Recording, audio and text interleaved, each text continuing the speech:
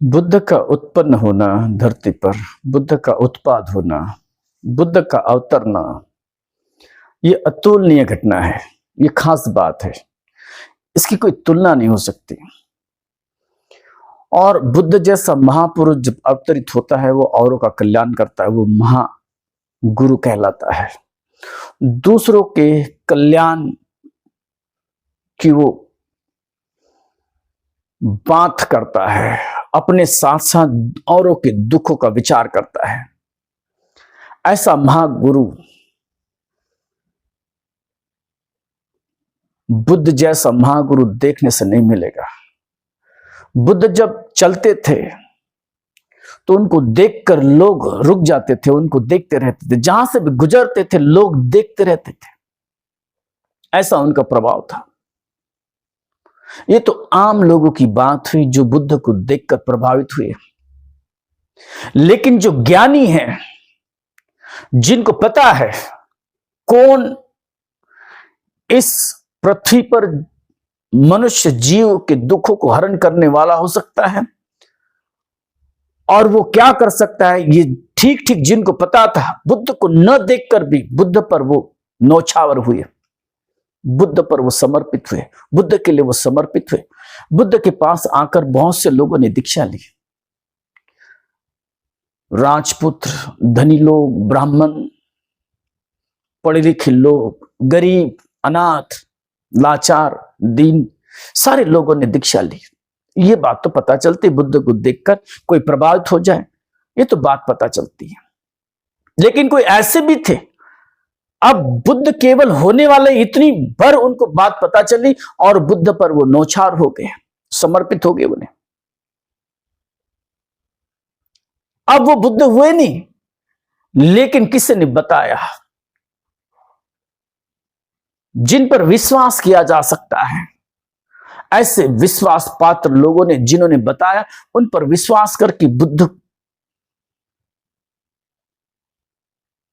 के प्रति इतना समर्पण था कि उन्होंने बुद्ध होने से पहले बुद्ध के प्रति इतनी श्रद्धा जगाई और वो समर्पित हो गए। उन्होंने संन्यास ले लिया।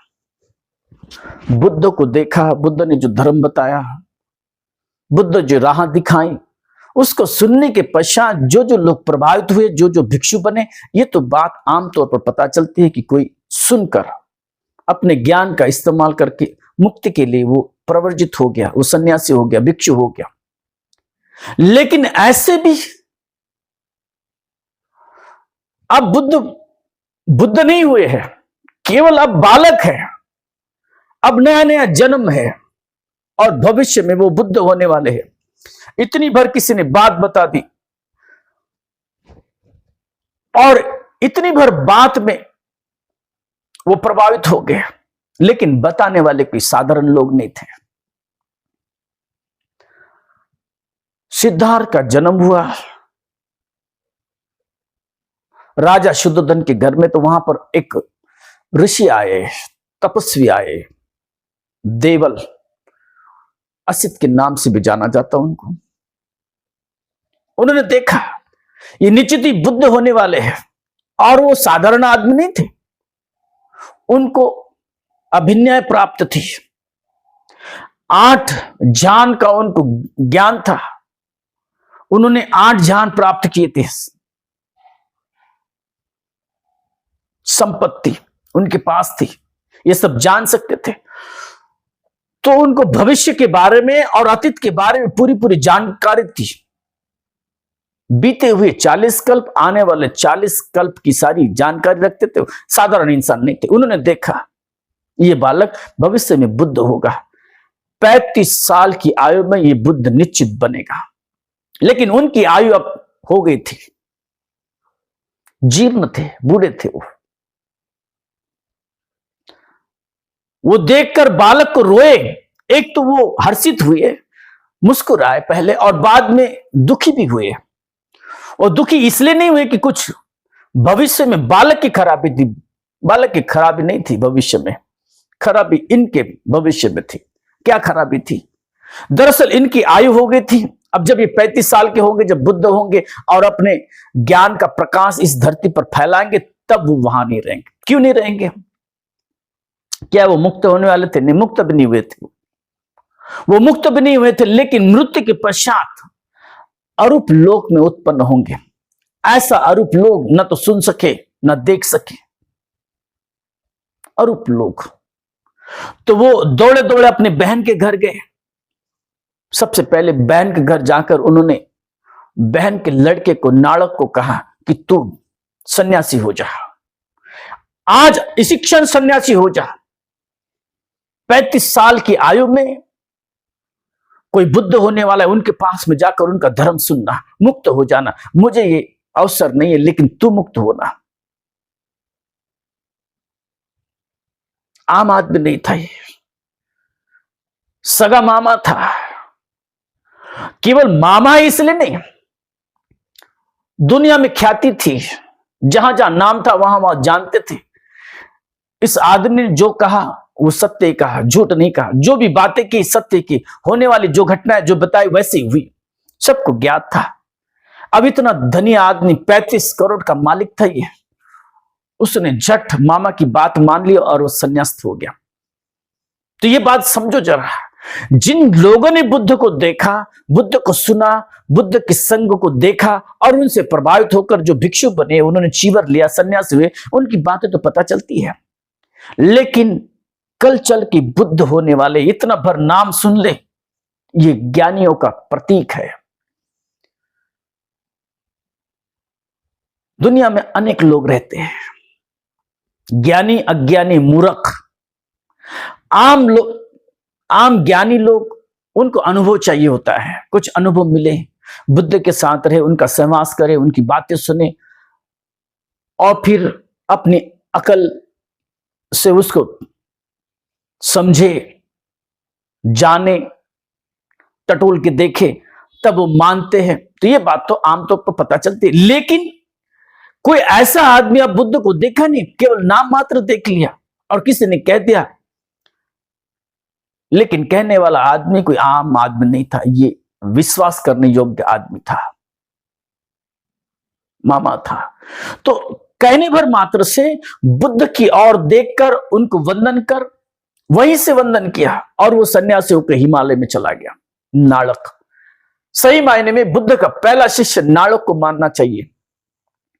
अब बुद्ध का जन्म ऐसे ऐसे हुआ था, अब कुछ ज्यादा समय भी नहीं हुआ था, बुद्ध का जन्म हुआ और बुद्ध होने वाला है, इतनी बात पता चलने के बाद जो पहला सन्यासी हुआ बुद्ध के नाम पर, वो नाड़क है। उसके बाद 5वें दिन 8 ब्राह्मण आए, उसमें से सबसे छोटा था कौंडिन्य और उनसे बड़े 7 ब्राह्मण थे, वो बुजुर्ग थे। उन्होंने भविष्यवाणी की, ये बालक जो है हो सकता है चक्रवर्ती सम्राट होगा, नहीं तो फिर बुद्ध बनेगा। लेकिन जो सबसे छोटा कौंडिन्य था, उसने कहा कि ये हो नहीं सकता, 2 नहीं एक ही, वो बुद्ध जरूर होंगे। और फिर उनका दर्शन होने के पश्चात वो भी बुद्ध का संग साथ पाना चाहते थे और उन्होंने भी संन्यास लिया। अब इतने समय तक ये रहने वाले नहीं थे। दूसरे जो ब्राह्मण थे 7, ये इनकी आयु ज्यादा थी, मरने के करीब थे, लेकिन उन्होंने अपने अपने बेटों को कह दिया था कि जब भी तुम्हें पता चले कि ये बुद्ध हुए हैं तो तुम भी जाना और बुद्ध के धर्म को सुनकर अपनी मुक्ति कर लेना। हम शायद नहीं रहेंगे। लेकिन कौंड ने रुका नहीं, कौंड ने जल्दी सन्यासी हो गया। जैसे बुद्ध ने घर त्यागा, बात पता चली, तो कौंडन ने भी तब वहां सन्यासी हुआ। और इतना नहीं, ये जो ब्राह्मण के लड़के थे, 7 ब्राह्मणों के घर जाकर उसने उनके बच्चों से कहा कि तुम्हारे पिता ने ये बात की थी, हमने ये भविष्यवाणी की थी कि बुद्ध अवतरित होंगे, वो बुद्ध अभी निकल चुका है। उनमें से किसी ने माना, किसी ने नहीं माना, 4 के बच्चे ने माना। तो ये 4 और कौंडिन्य ये 5वां, ये पंचवर्गीय भिक्षु है। अब ये बुद्ध हुए नहीं, सिद्धार्थ गौतम, अब ये बुद्ध तो उनको प्राप्त हुआ नहीं, लेकिन ये ज्ञानियों का लक्षण है, उनको पता था कि ये बुद्ध होने वाले। तो कौंडिन्य ने उनसे कहकर उनको दीक्षित किया, प्रवर्जित कहने के लिए राज्य किया, और सारे प्रवर्जित हो गए। फिर उनका संसार भी हुआ। भृगुवेला में जब बुद्धत्व के पहले भगवान ध्यान साधना करते थे, तपस्या करते थे, कड़ी तपस्या करते थे, तो साथ में रहे 5 लोग, और उन्हीं के नाम से वो प्रवर्जित हुए थे। कल चल के ये बुद्ध होंगे तो उनका धर्म हमको सुनने मिलेगा, तो हम अपनी तैयारी करें। क्यों पहले होना है? ज्ञानी आदमी रुकता नहीं है जब पता चले। तो मेरे पास लोग आते हैं, कहते कि बंते जी भिक्षु होना है, सन्यासी होना है, लेकिन कुछ चीजें हैं अब उनको ठीक करना है।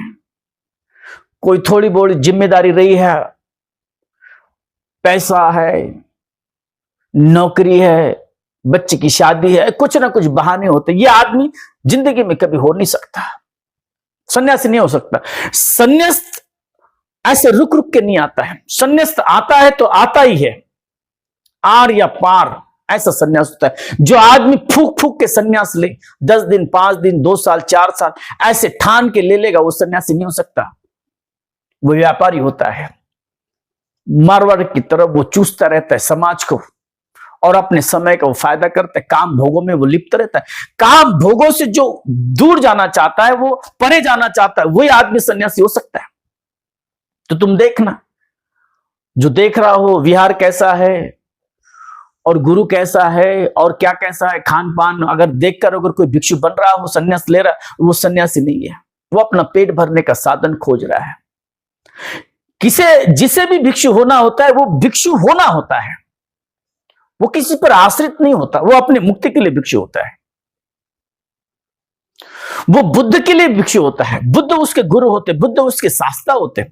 अब ये लोग बुद्ध को देखकर, सारे बुद्ध को जानकर सारे सन्यासी हुए थे।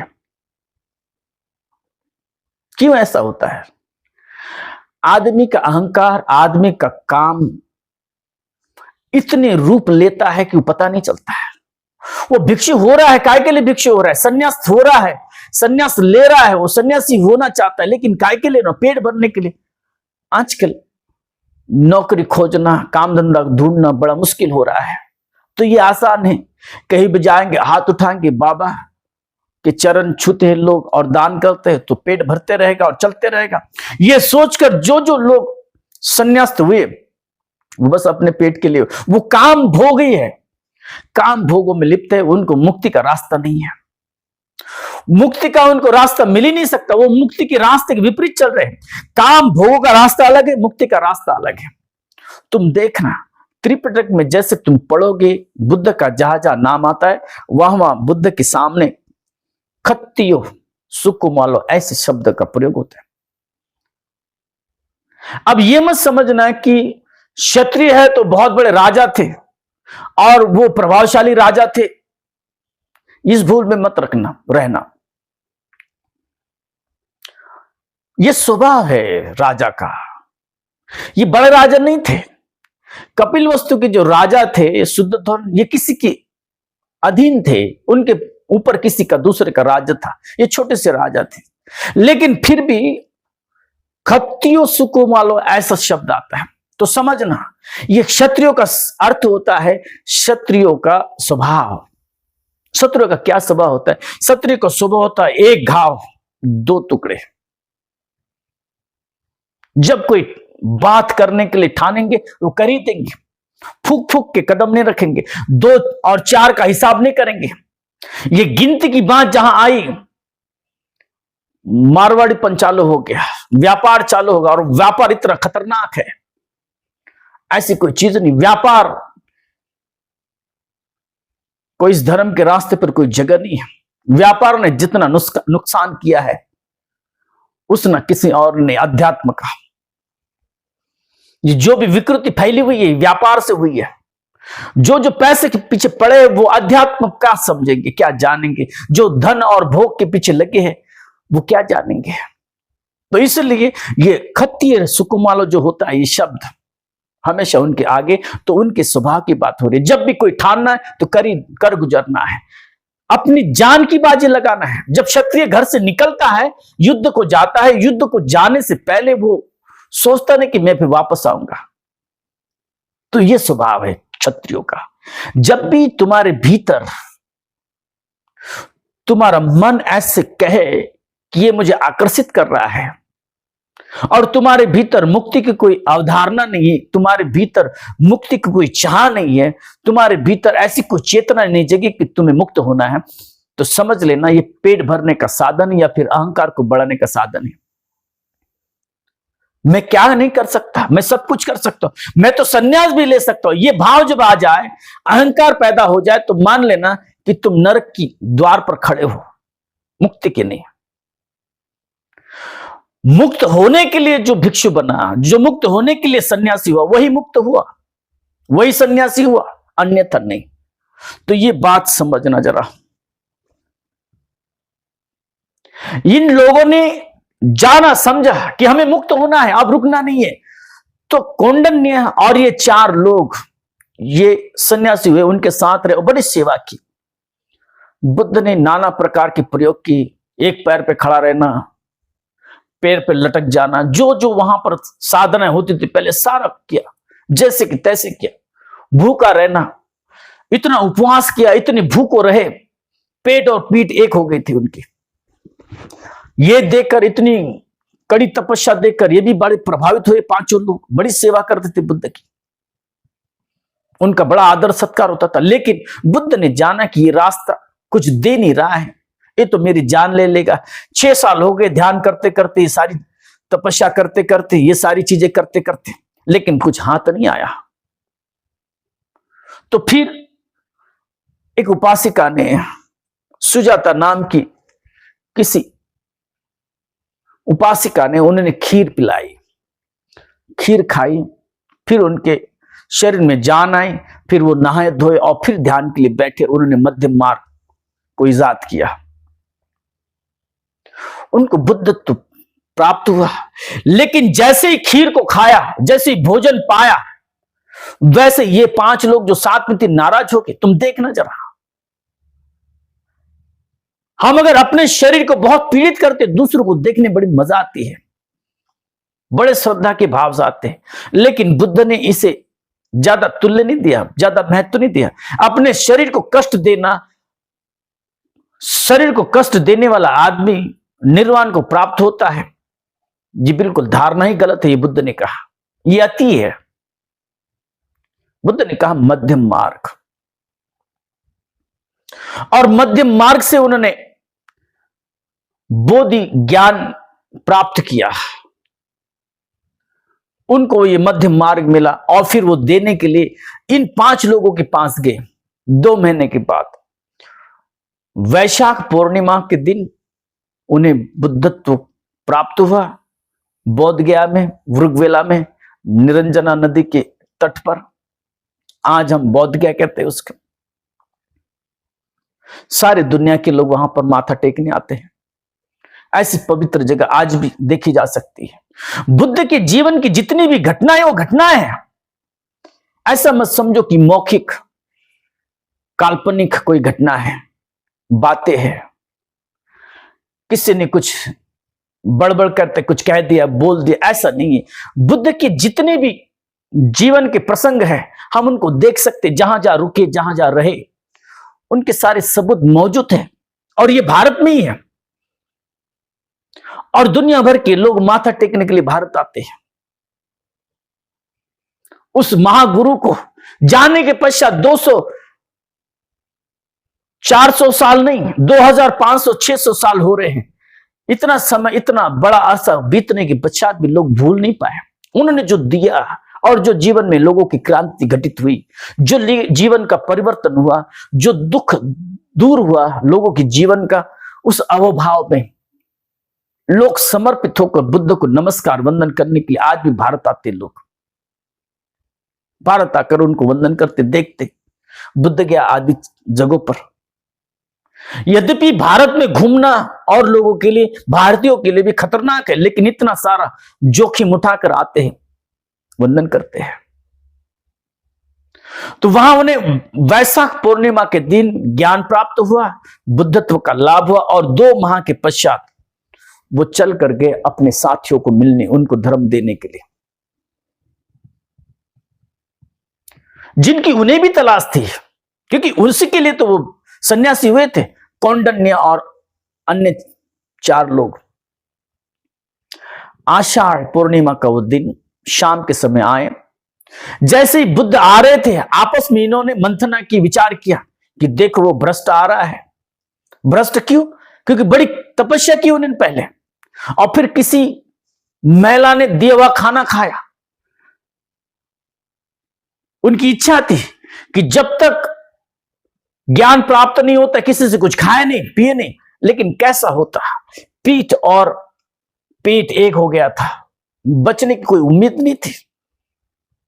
भोजन खाया उन्होंने खुद खाया था और इनको भी आमंत्रित किया था कि तुम भी खा लो, लेकिन नहीं सुना इन्होंने, ये चल गए, वहां से रूट के चले गए थे। अब रूट के चले जाने के कारण फिर बुद्ध को नजदीक आते देखा, तब ये 5 लोग वाराणसी में थे,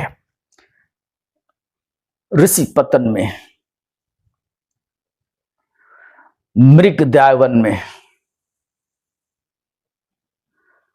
और जैसे ही दूर से देखा बुद्ध को, तो आपस में मंथना की इनको आदर देंगे नहीं हम, लेकिन जैसे जैसे नजदीक आए, जो उन्होंने विचार किया था, जो उन्होंने बात सोची थी, वो भूल गए सारे, क्योंकि ऐसा प्रभाव, ऐसी आभा लेकर बुद्ध आए थे। वो नहीं थे जो छोड़कर गए थे।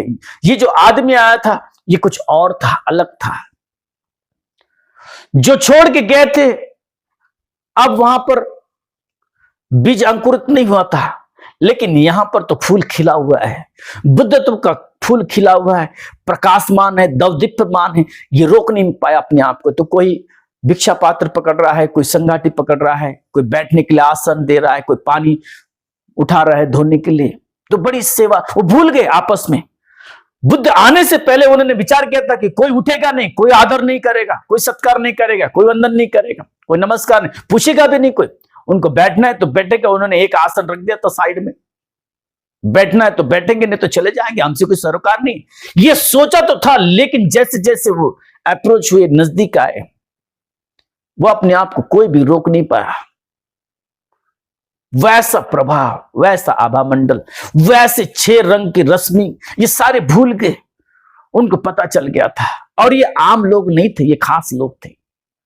और फिर तब भगवान ने उन्हें उपदेश दिया, पहला उपदेश, मध्यम मार्ग का उपदेश। इन पंचवर्गीय भिक्षुओं को, 5 लोगों को पहला उपदेश दिया।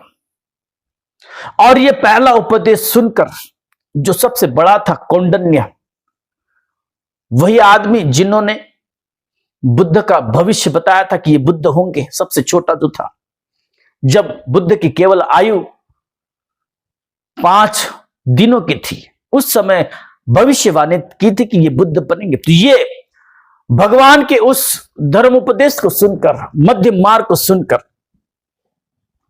ज्ञान चक्षु प्राप्त हुए और अरहंत हुआ। और वफ, भद्दीय, कौंडिन्य, महानाम, अश्वजीत, ये जो 5 लोग थे, उसमें से पहला तो चक्षु प्राप्त करके अरहंत हुआ, लेकिन दूसरा जो था वफ, और तीसरे भद्दीय, चौथे महानाम और 5वें अश्वजीत, उनको एक एक दिन के पश्चात सोतापत्ति फल प्राप्त हुआ। आम बात नहीं सोतापत्ति फल प्राप्त होना, सोतापत्ति फल प्राप्त होना यह भी खास है। अब वो स्रोत में चला गया आदमी, उसकी मुक्ति अभी तय है एक एक दिन के पश्चात। और 5वें दिन बुद्ध ने फिर दूसरा उपदेश किया, अनंत लक्षण, अनात्म लक्षण। यह उपदेश जब दिया तो ये जो बच्चे 4 थे, अब वो श्रोतापन थे, तो वो भी अरहंत हो गए, वो भी जीवन मुक्त हो गए। 5वें दिन ये 5 अरहंत हुए, तो ये जो घटना है, ये जो पहला उपदेश दिया, इस उपदेश में जो बातें बुद्ध ने बताई बड़ी काम की, जरा सुनना, तुम्हारे जीवन में महत्वपूर्ण है। संक्षिप्त में सुनना। बुद्ध क्या कहते हैं? द्वे में भिक्कवे अंता। भिक्षु, मैं जैसा देख रहा हूं, सुनो मुझसे, जानो मुझसे, दो अंत है, दो एक्सट्रीम्स है। लोग जो चीजें करते हैं, जो विचार करते हैं, जो धारणा उनके मन में, दो अतिया है। द्वे में भिक्कवे अंता, दो अतिया है, दो अंत है। पब्बजितेन न सेवितब्बा, और जो प्रवर्जित हुआ है, जो सन्यासी हुआ है, जो मुक्ति की ओर निकला है। अब प्रवर्जित हुआ, इसका मतलब बुद्ध का इतना ऐसा नहीं कि वो केवल घर छोड़ के घूम रहा है, भटक रहा है।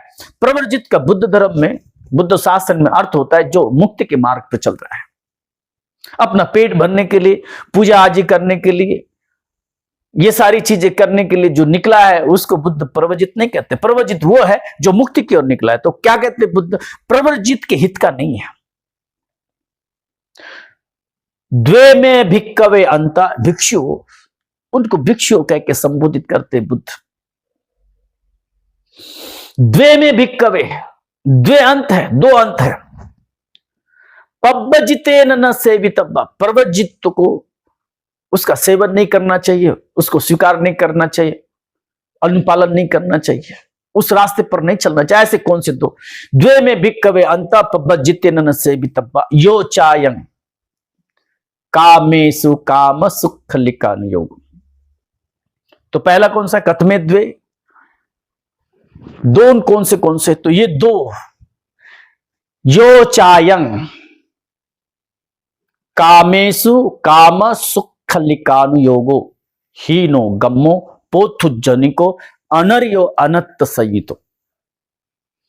जो आदमी काम सुख में लिप्त है, काम भोगों में रत है, वो आदमी सुख नहीं प्राप्त कर सकता, उसके हित का नहीं है।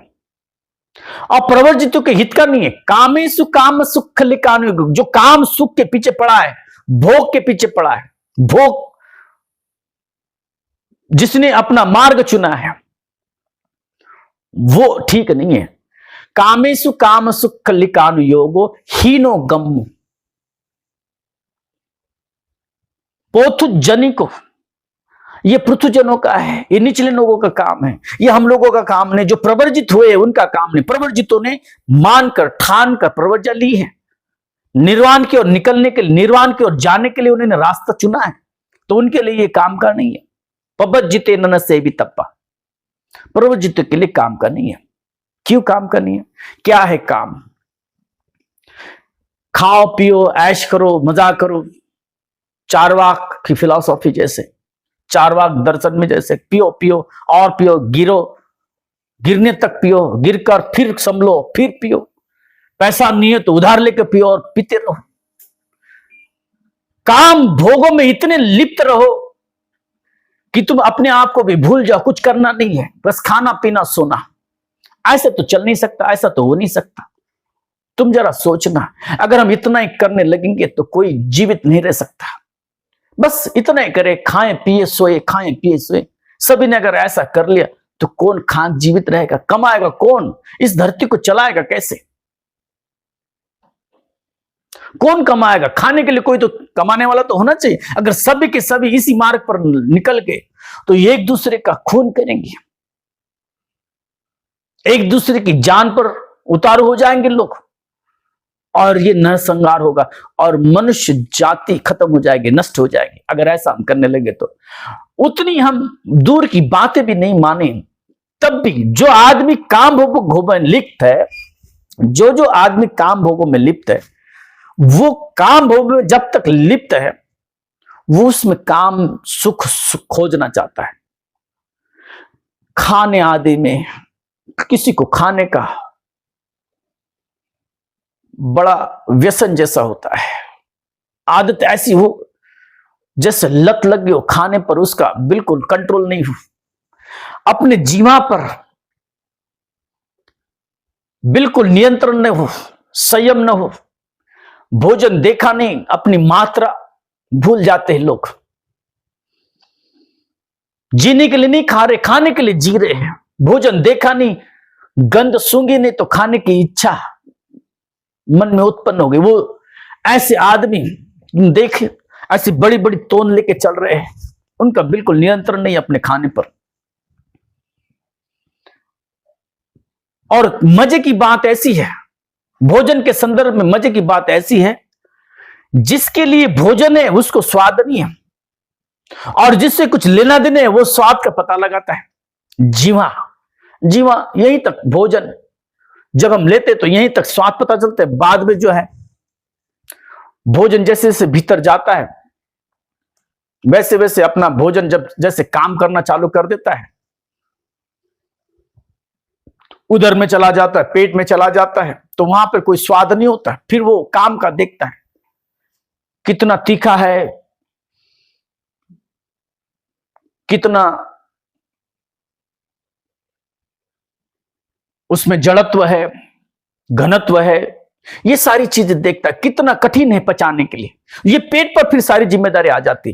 तो पेट का विचार करके खाते ही नहीं है। पेट का अगर विचार करे तो जीवा उसको लेगी नहीं, और जीवा इसलिए नहीं लेती कि उसकी आदत होगी तुम्हें, और जीवा भी कोई तुम्हारी बनाई हुई नहीं। यही बुद्ध समझाना चाहते हैं। तुम जैसा मानते हो कि जीवा खा नहीं सकती, वो स्वीकार नहीं करती, वो तुमने स्वीकार करना सिखाया उसको।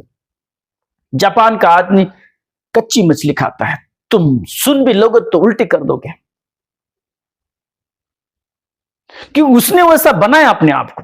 जो आदमी मांसाहार नहीं करते, मांसाहार के बारे में सोचते तो वो उल्टी करने को ला जाते हैं।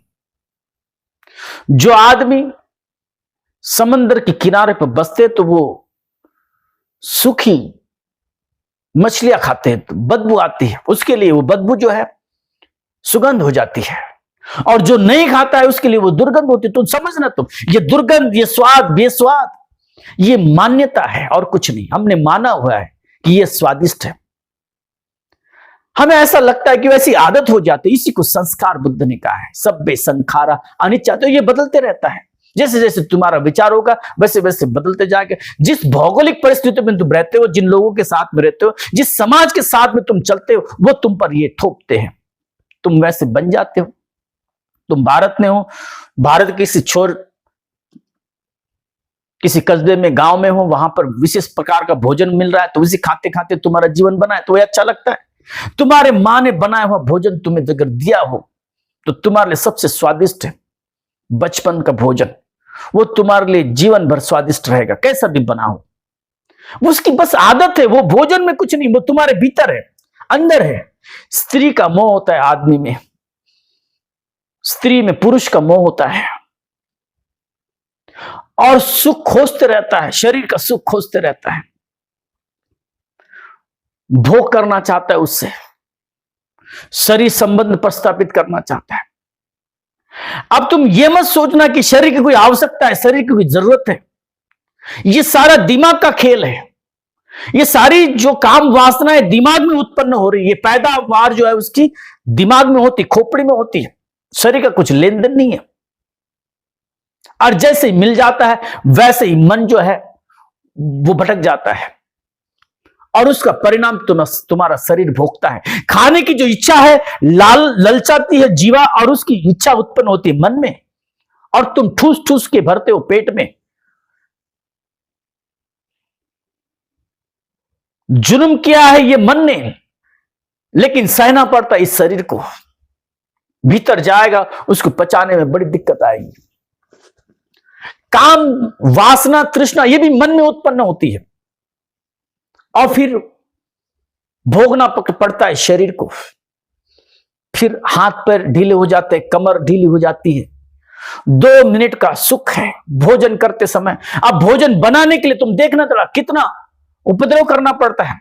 किसी चीज के अगर तुम्हारे मन में लालसा जगे, कुछ खाने की इच्छा हुई, तो उसको बनाते बनाते आधा दिन निकल जाता है, और खाने के लिए बिल्कुल चुटकी भर में आधे घंटा भी नहीं लगता। और जितनी तुम्हारे भीतर उसके प्रति वासना हो, कामना हो, ललचा रहे हो तुम जितना अपने आप भीतर, उतनी जल्दी तुम खा लोगे। किसी स्त्री को किसी स्त्री की तुम चाह रखते हो तो उसके पास जाने के लिए तुम तामझाम करते हो, महीने साल बिताते हो, और जाकर फिर 2 मिनट में तुम इधर के उधर हो जाते हो। तो समझना, उसके लिए जो तुम परिश्रम कर रहे हो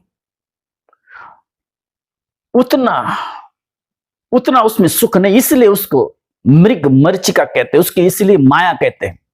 दिखता है उसमें सुख है, वो सुख की बस छाया होती है, परछाई होती है, सुख नहीं होता उसके पास, फिर तुम्हें भोगना पड़ता है। इसलिए तो बुद्ध ने कहा काम भोग के जो परिणाम है वो अनगिनत है।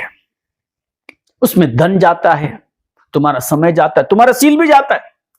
अब एक आध आदमी स्त्री सुख में अगर लग गया हो तो उसी स्त्री में उसको फिर सुख नहीं मालूम होता है। जो आज उसके लिए तुम जान देना चाहते हो, कुछ समय उसके साथ सहवास करो तुम, तो फिर उसकी जान लेने के लिए तुम राजी हो जाओगे। तुम देखो, अखबार उठा के देखो, टीवी चैनल पर देखो, तुम आए दिन सुनोगे किसी का प्रेम विवाह हुआ, फिर साल भर 2 साल के बाद उसका गला घोट दिया। क्यों ऐसा होता है? क्योंकि ये तृष्णा जो है, मन की तृष्णा, ये संतुष्ट नहीं है। ये मन, हम शरीर पर जाते हैं, शरीर को ठंडा करना चाहते हैं, मन का कोई सोचता नहीं है। ये सारे जो उपद्रव है ये मन में उत्पन्न होना, ये कोई देखता ही नहीं उसको। शरीर से भोगना चाहता है, शरीर को देखता है। जिसने मन को देखा वो बुद्ध के रास्ते पर चला। और बुद्ध यही कहते हैं मनोपबंगमा धम्मा, मन को पहले देखो। ये सारे जो भाव है, ये सारे जो कृत्य है मन में उत्पन्न होते, शरीर से करते हम लोग, लेकिन ये उत्पन्न होते मन में। इसको जिसने समझ लिया वो जान गया, लेकिन भटक गया। भारत में जब तक बुद्ध को मानने वाले लोग थे, जब तक मन को लोग जानने वाले लोग थे, तब तक सही था। बुद्ध का विचार ही तिरोहित हो गया भारत से। भारत से बुद्ध का विचार आउटकास्ट हो गया, दूर कर दिया। इसका परिणाम भुगत रही ये सारी पीढ़ियां। और न मालूम धर्म के नाम पर क्या क्या चल रहा है। भोग को लोग धर्म कह रहे हैं। आस्तिकता और नास्तिकता से कोई लेन देन नहीं है तुम्हारे अध्यात्म से। जो मन की शुद्धता को निकला वो अध्यात्म को और निकला। आस्तिकता और नास्तिकता का कोई संदर्भ नहीं है, कोई संबंध नहीं है। भारत में आस्तिकता और नास्तिकता, इसके जो अर्थ जानोगे तुम्हें भी हंसी आएगी। जो पुराण वेदों को मानता है, इन मान्यताओं को जो मानता है वो आस्तिक है, आस्था है उसमें, क्या लेन देन है। और ऐसे गुड़ गोबर करने वाली चीजें जिससे तुम भारत बनाना चाहते हो, मनुस्मृति लागू करना चाहते हो तुम इस देश में, जिसमें समानता नहीं है, जो उपभोग के लिए मात्र बनाई गई है। अगर मनुस्मृति को लगाया जाता तो आज भारत के सर न्यायाधीश है गवई, ये न्यायाधीश नहीं हो पाते। 8वां अध्याय है मनुस्मृति का, 8वां अध्याय है, 21वां श्लोक है। वो कहता है राजा अगर ये देख रहा है कि कोई शूद्र न्याय की बातें कर रहा है, न्याय कर रहा है उसके सामने, तो उसका जो राष्ट्र है वो बिल्कुल दलदल में फंस जाएगा, कीचड़ में फंस जाएगा। जैसे गाय दलदल में घस जाती है जिसमें जान नहीं होती है, इस तरह से व्याख्या की है। अब ये जो गवई है ये शूद्र नहीं है, शूद्र से नीचे है, जिनको अछूत कहा गया। चंडाल शब्द प्रयोग है उसको, ये 4 वर्णों के परे है। और ऐसी बातें उसमें तो ये भी कहा गया है अगर कोई ब्राह्मणों को धर्म का उपदेश कोई करे शूद्र,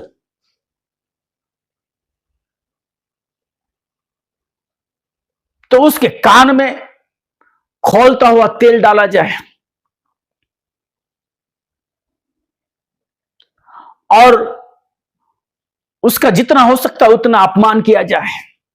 ऐसी हाल ही में घटना घटी थी, किसी शूद्र ने प्रयास किया था ब्राह्मणों को उपदेश देने का, कथा वगैरह कुछ सुना रहे थे, धर्म कथा, तो अंजाम हुआ। तो ये अगर इस तरह से अगर नए भारत का निर्माण होगा तो सब गुड़ हो जाएगा। इतनी बड़ी महान संस्कृति भारत को जिस तरह से लोग दुनिया देखती है, गुरु भूमि के नाम से जानते हैं, वो तो सब धरा का धरा रह जाएगा।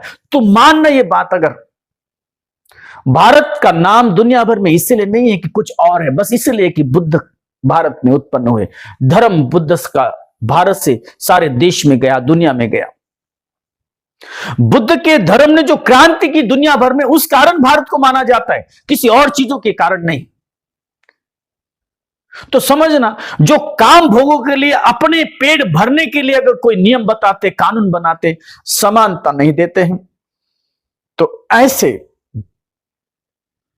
समाज के कोई विकास नहीं हो सकता, काम भोगों में ही लगेगा। तुम 8वां अध्याय थोड़ा पढ़ना मनुस्मृति का, तुम्हारी आंखें खुल जाएंगी। हम किस दिशा में जा रहे हैं?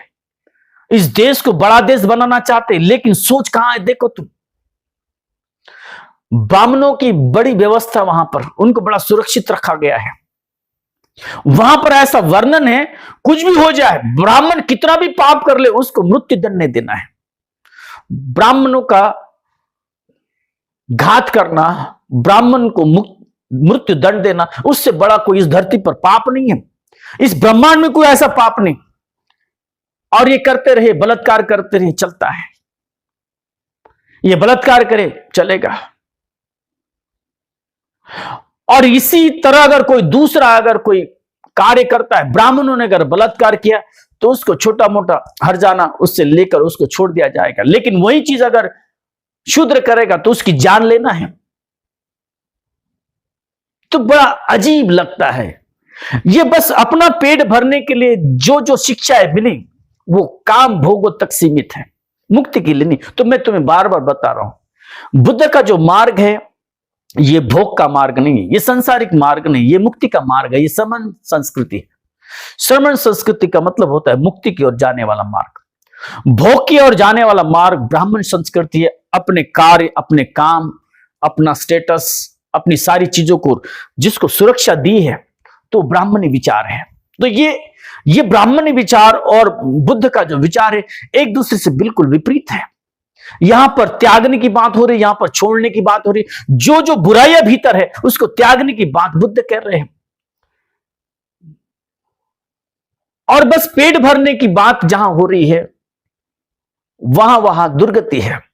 तो जो चायं कामेषु काम सुख खलिकान योगो, जो काम में लिप्त है वो अनेक प्रकार की विपदा में गिरता है। कोई आदमी स्त्री भोग में लग जाए तो अपनी से उससे सुख नहीं मिलता, फिर उसका वो आदी हो जाता है। नया नया चाहिए उसको, उससे फिर उसका मन नहीं भरता, संतुष्ट नहीं होता। फिर दूसरी चाहता है और दूसरी देखते देखते वो व्यभिचार करने लग जाता है, पर स्त्री गमन करना चाहता है और उसका अपने शरीर पर नियंत्रण नहीं होता। वो किसी दूसरी स्त्री पर जबरदस्ती भी कर सकता है, बलात्कार भी कर सकता है। तो इस तरह से वो अपना नुकसान करेगा, अपनी हानि करेगा। अपने जीवा पर, भोजन पर जिसकी पकड़ नहीं है, जिसका संयम नहीं है, वो खाकर मर जाएगा। खा कर मर रहे लोग। वैद्य, हकीम, डॉक्टर सलाह दे रहे हैं कि खाना कम करो, एक समय भूखा रखो, उपवास करो, चलो घूमो फिरो, थोड़ा व्यायाम हो जाए, एक्सरसाइज हो जाए। रूटीन लगाते लोग, पैसा देकर लोग व्यायाम करवाते हैं अपने आप को ढालने के लिए। तो ये सारी जो चीजें, ये बुद्ध ने कहा कि मन महत्वपूर्ण है।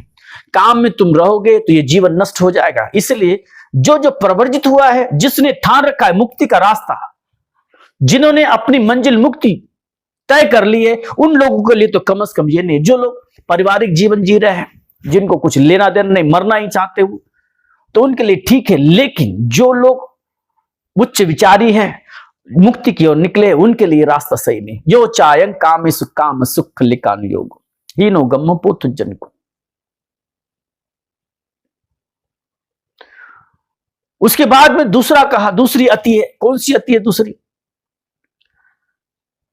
यो चायं अत्त कीलमतान योगो दुखो अनर्यो अनत्त से। ये दुख का मार्ग है। दूसरा भी मार्ग जो है, दूसरी जो अंत है, दूसरा जो छोर है, वो छोर है अपने शरीर को पीड़ा देना, कष्ट देना, दुख देना। ये दुखद मार्ग है। ये भी किसी काम का नहीं। बुद्ध ने कहा ये हित का नहीं है, इससे कुछ होने जाने वाला नहीं। मैंने सब करके देखा, जान लिया, इसमें कुछ नहीं है रखा। दोनों रास्ते जो है ये विपरीत है, ये अतियों के रास्ते हैं, इससे कुछ मिलेगा नहीं।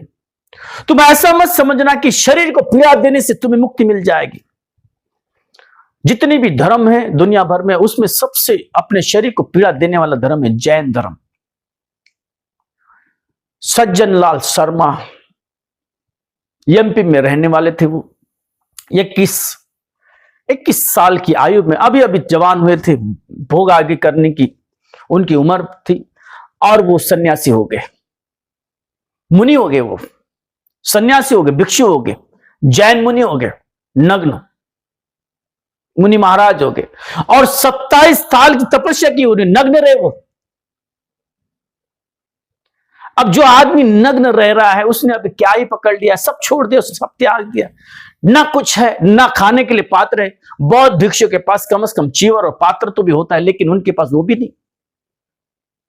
त्याग की बड़ी परिकाष्ठा है। नहाते भी नहीं, धोते नहीं, बाल भी नोच के निकालते हैं। इतना कठिन जीवन। भोजन भी खड़े होकर लेते, अगर खड़ा होना नहीं हो तो वो जीवन त्याग देते। ऐसा जीवन, ऐसा कठिन जीवन। 49 साल की अवस्था में उन्होंने 19 साल की लड़की पर बलात्कार किया। अभी कुछ महीने पहले उनको 10 साल की कैद हुई। तो मुझे किसी पर टिप्पणी नहीं करना, मुझे इसे बस इतना ही बताना है कि जो आदमी शरीर को कष्ट देता है वो मुक्त होता ही है, ऐसा नहीं है। मुक्ति से और शरीर को कष्ट देने से कोई तालमेल नहीं है, कोई संदर्भ नहीं है, कोई लिंक नहीं है। किसी के अच्छे बुरे की यहां पर हम निंदा नहीं कर रहे हैं। हम बस इतना बताना चाहते कि देखो, यह प्रमाण है कि अगर शरीर को तुम कितना भी कष्ट दे लो, तुम मुक्त नहीं हो सकते, तुम अपनी काम वासनाओं से दूर नहीं जा सकते। सज्जन लाल शर्मा उनका नाम था। उनका बड़ा नाम रहा है आचार्य शांति सागर। तुमने पढ़ा होगा इसके बारे में, और ऐसी घटना अनेक जगह हुई है। ऐसा मत समझना कि जो अपने शरीर को पीड़ा देते हैं, कष्ट देते हैं, वो मुक्त हो जाते हैं। वो तो दिखावा है, और उसमें जितना अहंकार होता है दिखावे में, उतना अहंकार कहीं नहीं। इन दोनों चीजों से हमने दूर जाना है और अपने मन पर अपनी पकड़ बनाना है। मनोपुगम्मा धम्मा मनो सेठा मनोमा, इस बात को पहले हमने समझ लेना है बुद्ध की। ये मन ही सबका पूर्वगामी है, सारी चीजें मन में आते। अगर हमें उचित दिशा में जाना है तो सबसे पहले मन को उचित दिशा में ले जाना बहुत जरूरी है। मन की शुद्धि बहुत जरूरी है। तुम्हारे भीतर प्रेम नहीं है, तुम्हारे भीतर मैत्री भाव नहीं है, करुणा भाव नहीं है, और तुम कहने लगो अपने आप को कि बहुत धार्मिक हो, यह बात हजम नहीं होती। तुम चाहे कितना भी खर्चा कर लो, तुम चाहे कुछ भी कह लो, जो बातें तुम कर रहे हो तुम्हारे आचरण के साथ में संगत होनी चाहिए, विसंगत नहीं होनी चाहिए। यहां पर बड़े बड़े लोग धर्म के नाम पर न मालूम क्या क्या कर रहे हैं, लेकिन धर्म से काफी दूर है। तुम भी अपने भीतर झांक के देखना जरा, तुम किस मार्ग पर हो। अपने शरीर को ही तुम धो रहे हो, अपने मन को नहीं धो रहे। इसमें कबीर जी का बड़ा अच्छा वचन है, ध्यान से सुनना तुम। कबीर जी कहते हैं, मल मल धोए शरीर को, धोए ना मन का मैल। मल मल धोए शरीर को, धोए ना मन का मैल। नहाए गंगा गोमती, रहे बैल का बैल। बड़े अनूठे वचन है कबीर जी के। क्या कहते हैं? शरीर को मत, शरीर को ही तुम मस्त धो रहे हो, शरीर को तुम मैं तो दे रहे हो, और तुमने मन का तो ख्याल ही नहीं किया, मन का तो विचार ही नहीं किया, मन की तो तुम बातें नहीं उठा रहे हो। तुम चाहे कितने भी नहा लो, तुम कितने भी जतन कर लो, शरीर पर कितने भी तुम आडंबर चढ़ा लो, तुम्हारा कुछ नहीं हो सकता। तुम अज्ञानी के अज्ञानी रहोगे, तुम्हारी सुधरने की कोई गुंजाइश नहीं है, तुम्हारा कोई मार्ग नहीं है। जब तक तुम अपने मन को नहीं संवारते, जब तक तुम भीतर से नहीं सुधर जाते, तब तक तुम्हारे शरीर का, वाणी का सुधरना कोई काम का नहीं। यही बुद्ध कह रहे बार बार, मनोपभंगमा धम्मा मनोसेट्ठा मनोमया। मल मल धोए शरीर को, धोए ना मन का मैल, नहाए गंगा गोमती, रहे बैल का बैल। एक ही वचन है, भाषा अलग है। जब तक हम अपने मन को ध्यान नहीं देंगे, मन को नहीं संवारेंगे, मन को नहीं सजाएंगे, कुछ नहीं होगा। और बुद्ध ने तब कहा, यो चायं कामेषु काम सुख लिकानुयोगो हीनो गम्म पोत जनिको अनर्यो अनंत सहितो। यो चायं अत कीलमतानुयोगो दुखो अनर्यो अनंत सहितो। ना तो काम का, ना तो शरीर को कष्ट देने के, ये दोनों मार्ग दोनों विपरीत है, दोनों अतिया है। इन दोनों से दूर जाकर बुद्ध ने कहा यह मार्ग होना चाहिए।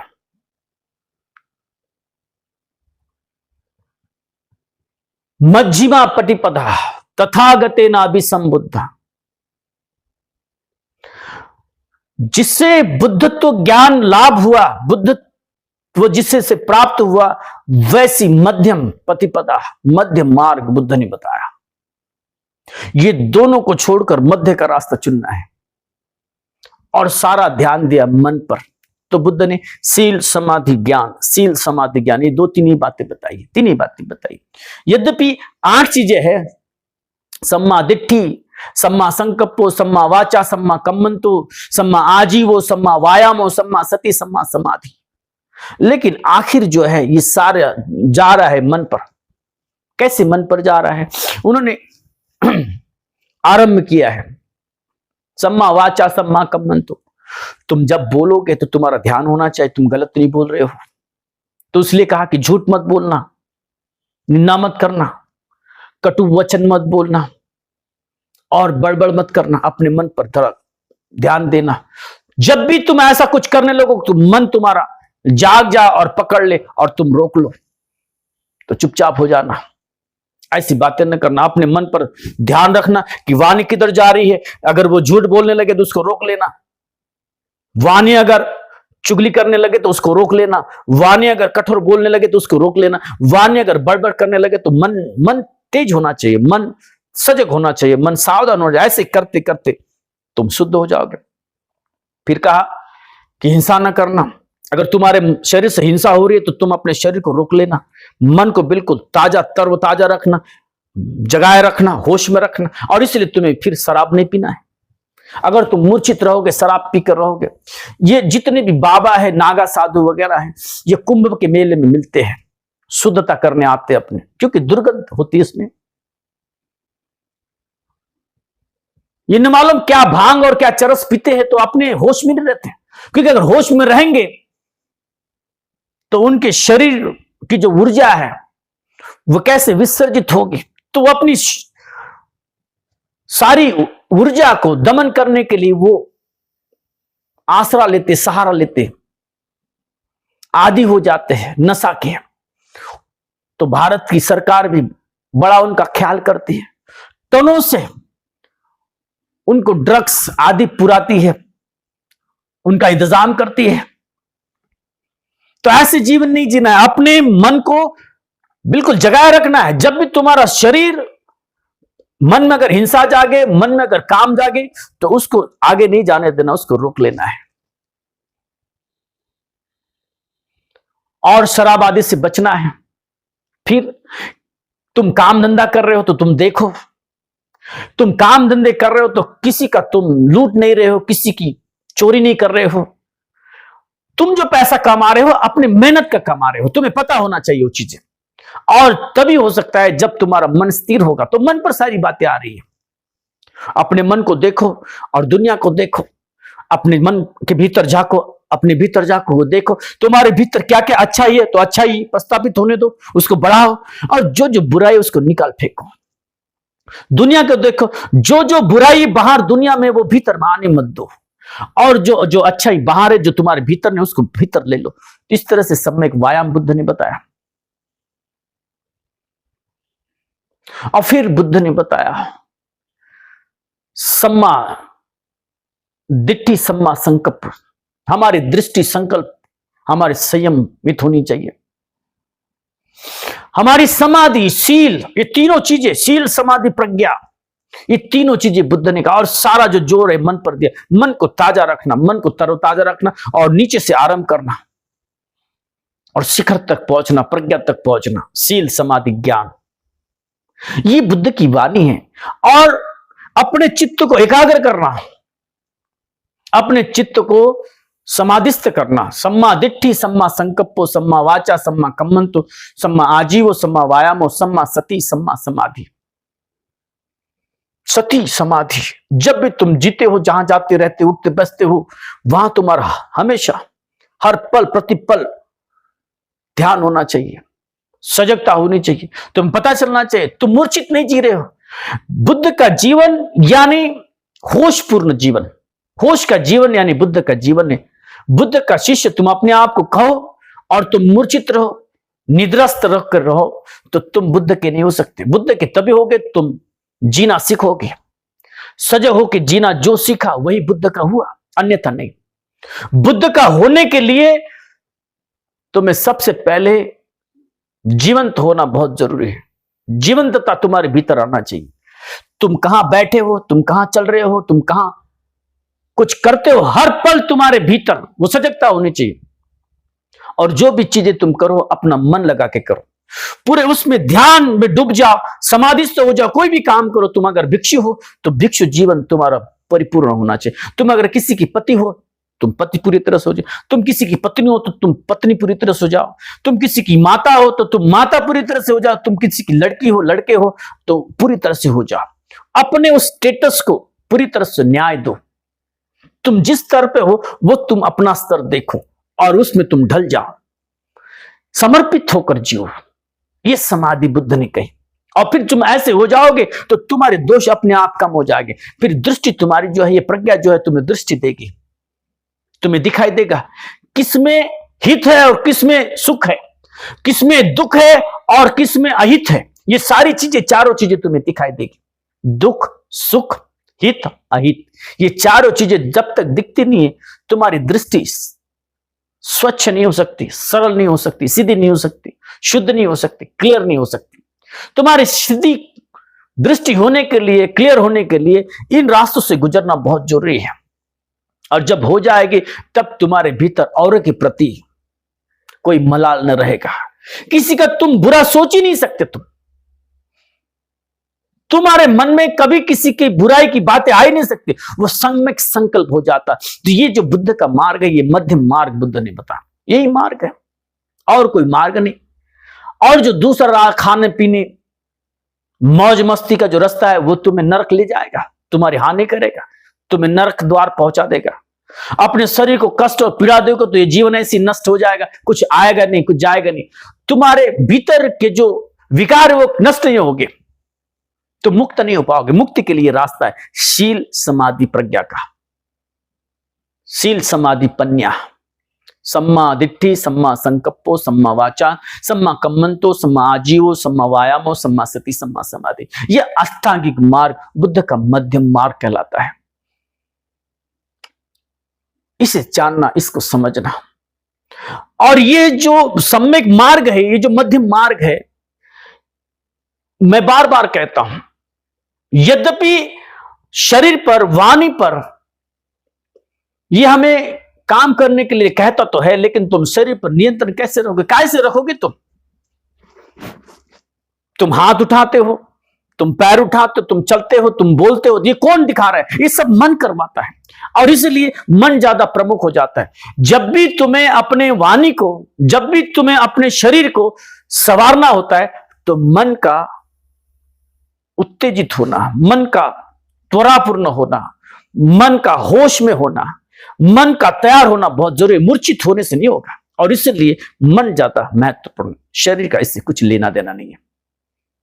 यह शरीर दुय्यम है, सही सेकेंडरी है, मन प्रमुख है, मन प्रधान है, मन पहले आता है। और इस बात को जितनी जल्दी समझ जाओगे उतने जल्दी बुद्ध की मार्ग को तुम समझ पाओगे। और फिर जब तुम्हारे भीतर, तुम अपने भीतर मन को झांकोगे, देखोगे कि मैं किस तरह से काम भोगों में लिप्त हूं, किस तरह से मैंने अपनी जिंदगी का इतना समय बिता दिया, व्यतीत कर दिया। तुम्हारे भीतर बुद्ध के प्रति अपार श्रद्धा जागेगी। और तुम जब बुद्ध के प्रति समर्पित हो जाओगे, तुम्हें किसी को कहने की जरूरत नहीं होगी कि चलो विहार, चलो दान दे दो। तुम अपने आप न्यौछावर करोगे। जब तुम्हें कुछ हासिल होगा, जब तुम्हें कुछ मिलेगा और सही मार्ग से चलोगे तभी मिलेगा, नहीं तो नहीं। तुम शरीर से, वाणी से कितना भी तुम लड़ लो, झगड़ लो, शुद्ध नहीं हो सकते जब तक तुम मन पर आते नहीं है। शरीर को भी अगर तुम्हें संवरना है, संभालना है, संयमित रखना है, मन ही करेगा ना। मन के सिवा और कोई नहीं कर सकता। वाणी पर संयम पाना है, वाणी को नियंत्रित करना है, वो कौन करेगा? वाणी अपने से कुछ नहीं करती, उसके लिए मन तुम्हारा तैयार होना चाहिए। ये बात जितनी जल्दी तुम्हारे भीतर जाएगी, तुम भी शुद्ध हो जाओगे, तुम भी मुक्त हो जाओगे। आप सभी बुद्ध के ये मध्य मार्ग चुनो, जो अहितकारी है, जो दुख की ओर ले जाने वाला है, काम भोगों का मार्ग, अपने शरीर को कीड़ा और कष्ट देने वाला मार्ग, अतियों का मार्ग। इन दोनों मार्ग को छोड़कर मध्य मार्ग को चुनो। शील, समाधि, ज्ञान का मार्ग चुनकर, इस मध्य मार्ग को चुनकर अपना जीवन कल्याण करो। आज इस मंगलमय अवसर पर सबके लिए मंगल कामना, सबका कल्याण हो, सबका मंगल हो, सभी सुखी रहिए।